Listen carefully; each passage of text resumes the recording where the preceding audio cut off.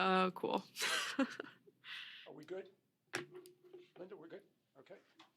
Will, we're good? Okay. First of all, congratulations. Welcome. If you would, your thoughts on your performance today. Thank you. Yeah, I thought it was pretty good. I mean, I feel like I could have played better, but it wasn't bad either. I think it was just like the first round, and I think I was trying to play better than I was, but I thought it was okay for a start. And obviously, Kim's a really tough player, and I've never played her before, so yeah, she definitely made things tricky for me. But yeah, just happy to be through to the next round, and it was great to be back. Okay. Thank you. Question, David. Hi, man. It's not that strange to play your first round on a Tuesday, but it is the third day of first round. It's a new format. I'm just curious what it was like to have play underway for almost 48 hours to finally play your first round today. Yeah, I felt like it was better for me. I kind of wanted to get that extra training in. I've been here for over a week now, and I think the more days I get to be on the court and practice my shots, the better it is for me. So I was actually quite happy to be on the last day, but definitely does feel a little bit weird it being split in 3 days. But since I was here when the qualies was happening, I didn't notice much of a difference. And yeah. Okay. Charlie. And I just wondered, after the Wimbledon final, what the kind of week or so after that looked like. How did you recharge and kind of process it, I suppose? Yeah, I went to New York where my family was before they flew to London. And yeah, I spent a few days there, which was super nice, just super laid back, and was mostly chilling, just spending time with my nephews and at the beach. And then I went home for a little bit, which was also really great because I wasn't home since like April. So I was in Europe for quite a long trip. And yeah, I trained a little bit in Miami and then headed to Montreal. So I think by the time that I was done with my training week in Miami, I was really excited to get back out there and start the hard court swing. Hey, Peter. Go ahead, Charlie. How much were you kind of thinking about it and the run in general, and how much were you able to kind of just put it behind you? I think I was processing it, but it's not like I kept looking back at it. I was still very much in the present moment of the Wimbledon championships being over, and I'm like in my life today. And yeah, I think I was really taking the time to just really reset and enjoy whatever I had been doing. And then when I got to Miami, it was just like a switch, like training mode and getting ready for the hard court swing. So I didn't really think much of it. I just wanted to keep improving, and yeah, I was excited to get started here. Peter. I don't know if you're aware, but you had the outfit you wore today was very similar, in same color as the outfit you wore when you beat Coco here in the junior final. When you think back to that match, how do you feel it affected you and shaped you? Wow, I keep getting asked about the juniors. Yeah, I mean, it was such a long time ago, and for sure, it made my transition into the pros easier, I think, to, win a Grand Slam and then go straight into the pro circuit. I think that really helped me with my confidence and ending my junior career off in a way that I would have wanted and dreamed of. But yeah, it's so far back to even think about. But yeah, hopefully the outfit, I mean, there are a few different colors, but if I keep wearing the red, I can recreate that moment back then. You didn't speak about that after that match. You were talking about your career and life in general terms. That this is life, this is tennis, it's what I want to do, win Grand Slams. And obviously life threw you a couple of curveballs in between. How has that matured you, and what impact has it had on even the way you view the profession?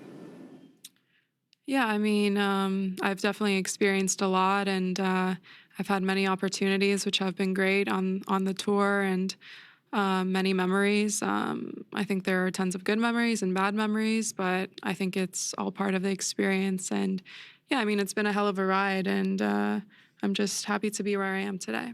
Okay. Zach and then Bill. Can you just describe what it's like to come into this tournament ranked where you are coming off Wimbledon? And, I mean, is there any additional pressure because of the year you're having, or like kind of just how different is it to enter this tournament where you are? I would say it's more exciting. I'm excited to be here. I feel good. I have confidence, and yeah, I love playing here. So if anything, I just embrace, where I am and where my ranking is at when I step onto the court, and just try and use it to my advantage. But yeah, I mean, I'm feeling good, and I'm excited to be, through to the next round. And yeah, hopefully I can keep playing better and better. How important do you think it is to build off that breakthrough at Wimbledon?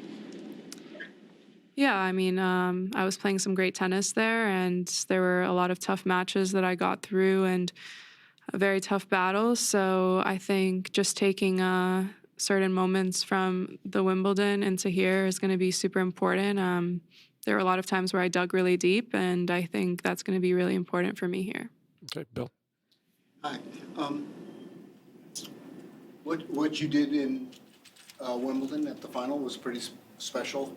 After this really tough on-court experience, you really turned the whole moment around with your comments. My question is, how were you able to do that in the moment? Is that something you're proud of or gives you satisfaction? And finally, did you hear from any people of distinction about that? Any people from what? Any distinguished people? Did Oh. you get any comments from Oh. special people? Yeah, I mean, it was definitely a very hard moment after the final, and for me to keep my composure and try to keep my nerves at bay was really difficult and uncomfortable, but I'm really happy with the way I was able to manage and, still speak on court at the ceremony and try and embrace the moment and enjoy it as best as I could. But yeah, it wasn't easy, but then obviously I think I tried to turn it around and make it as positive as I could, which I was really happy to be stepping off of the court with. And when I left the locker room, I was just happy with the way I was able to carry myself, because that was the only thing in my control. And yeah, I mean, there were a lot of people who were very supportive on social media and sending me messages afterwards, which was really nice. Zach, last question. After your match on the court, they asked you about the time you spent away, and obviously that's kind of become a part of your story. Do you ever get tired of recounting that, or is it something you like to do to help other people?